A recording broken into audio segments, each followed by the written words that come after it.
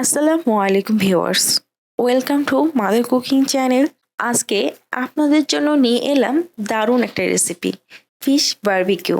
বাইরের বারবিকিউ খাওয়ার মজা তো সবাই জানে, কিন্তু ঘরেই কিভাবে সহজে আর টেস্টি করে বানানো যায় সেটা আজ আমি আপনাদেরকে দেখিয়ে দিব। চলুন তাহলে রেসিপিটা দেখে নেওয়া যাক। ফিশ বারবিকিউ করার জন্য আমি এখানে 1 কেজি ওজনের একটি তেলাপিয়া মাছ নিয়েছি, আর এই মাছটাকে আমি খুবই ভালোভাবে কেটে বেছে ধুয়ে নিয়েছি। আর এই মাছটাকে আমি মাথা আর পিঠ বরাবর এভাবে কেটে নিয়েছি, আর শুধু পেটির অংশটা এই দিকটায় লাগানো ছিল। এই পর্যায়ে মাছের যেই অংশে এইভাবে কাটা লাগানো ছিল সেই অংশটা একটু মোটা হয়ে আছে, তাই আমি এই অংশটাতে একটা চাকু দিয়ে এই মাছের পিঠটাকে এভাবে চিড়ে দিচ্ছি, যাতে এর ভিতরে খুবই ভালোভাবে মশলা ঢুকতে পারে। এরপর আমি এই মাছের মধ্যে দিয়ে দিচ্ছি লবণ। আমি এপাশ ওপাশে লবণ দিয়ে দিয়েছি, তারপর দিয়ে দিয়েছি লেবুর রস। আমি এপাশ ওপাশ দুপাশে লেবুর রস দিয়ে দিয়েছি। এখন আমি এই মাছটাকে খুবই ভালোভাবে ম্যারিনেট করে নিব। খুব ভালোভাবে ম্যারিনেট করা হয়ে গেলে আমি এই মাছটাকে এভাবে রেখে দিব প্রায় 1 ঘন্টার মতো সময়। এভাবে লবণ আর লেবুর রস দিয়ে মাছ ম্যারিনেট করার কারণে বারবিকিউ করার পরও এই মাছের ভিতরে খুব ভালোভাবে লবণ ঢুকবে এবং মাছটা খেতে খুবই ভালো লাগবে। এ পর্যায়ে আমি ফিশ বারবিকিউ করার জন্য একটা স্পেশাল মশলা তৈরি করে নিব। তার জন্য একটা বাটি নিয়ে নিয়েছি। এখন আমি এই বাটির মধ্যে দিয়ে দিব আদা বাটা 1 টিস্পুন, রসুন বাটা 2 টিস্পুন, বাদাম বাটা 1 টিস্পুন, সরিষা বাটা 2 টিস্পুন, মরিচের গুঁড়া 2 টিস্পুন, জিরা গুঁড়া 1 টিস্পুন, ধনিয়া গুঁড়া 1 টিস্পুন, গরম মশলার গুঁড়া 1/2 টেবিল চামচ, গোলমরিচের গুঁড়া 1/2 টিস্পুন, চটপটি মশলা 1 টেবিল চামচ, লবণ পরিমাণ মতো। আর আমি যেহেতু মাছটাকে আগে থেকে লবণ আর লেবু রস দিয়ে ম্যারিনেট করে রেখেছি, তাই এই সময় লবণের পরিমাণটা অবশ্যই একটু কম দেওয়ার চেষ্টা করবেন। দিয়ে দিচ্ছি টক দই 2 টেবিল চামচ, টমেটো সস 2 টেবিল চামচ, সয়া সস 2 টিস্পুন, সরিষা তেল 2 টেবিল চামচ। এখন আমি একটা চামচ দিয়ে এই মশলাগুলোকে খুব ভালোভাবে মিক্স করে নেব।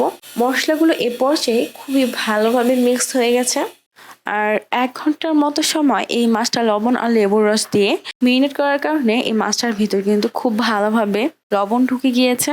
এই পর্যায়ে আমি ট্রেনের মধ্যে যে এক্সট্রা লবণ আর লেবুর রসের যে পানিটা রয়েছে সেই পানিটাকে একটা বাটির মধ্যে এভাবে ফেলে দিচ্ছে। তারপর এই মাছটাকে মশলাগুলো দিয়ে খুবই ভালোভাবে ম্যারিনেট করে নিচ্ছি।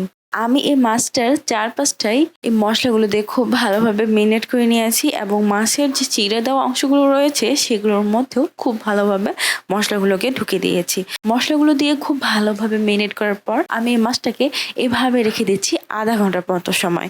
ফিরে এলাম প্রায় আধা ঘন্টার সময় পর।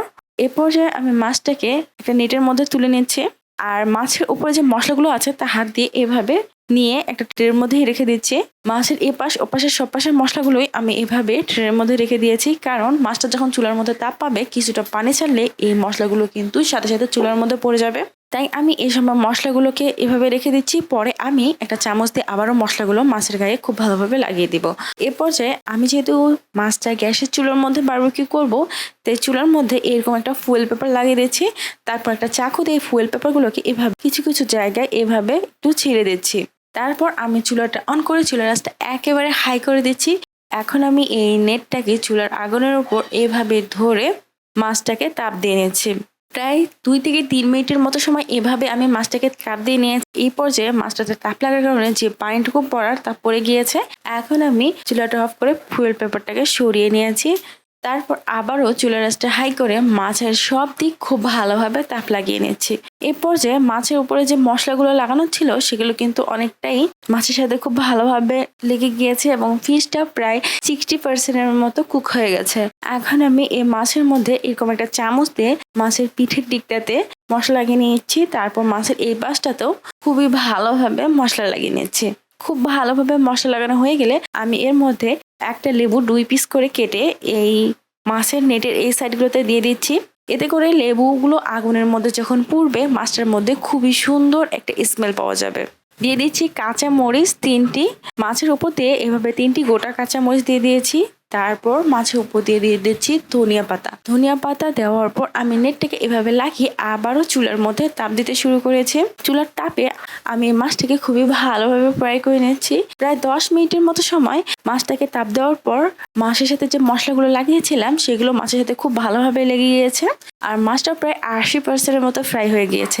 এই পর্যায়ে আমি মাছটাকে সরিষার তেল ব্রাশ করে দিচ্ছি। তারপর আরো 10 মিনিটের মতো সময় এই মাছটাকে চুলার উপর তাপ লাগিয়ে নিয়েছে। আমি মাছের মাথার দিক, পেটের দিক, তারপর মাছের লেজটা সব দিকেই খুবই ভালোভাবে তাপ লাগিয়ে নিয়েছি। এই পর্যায়ে মাছটা কিন্তু ভালোভাবে বারবিকিউ হয়ে গেছে। আর এই বারবিকিউটা খেতেও কিন্তু একদম বাইরের মতো খুবই মজার। দেখলেন তো, এত সহজে ঘরে তৈরি হয়ে গেল ফিশ বারবিকিউ। আপনারা অবশ্যই ট্রাই করে দেখবেন। ভিডিওটা ভালো লাগলে লাইক দেবেন আর চ্যানেলটা সাবস্ক্রাইব করতে ভুলবেন না। আজকের মতো এখানেই শেষ। আল্লাহ হাফেজ।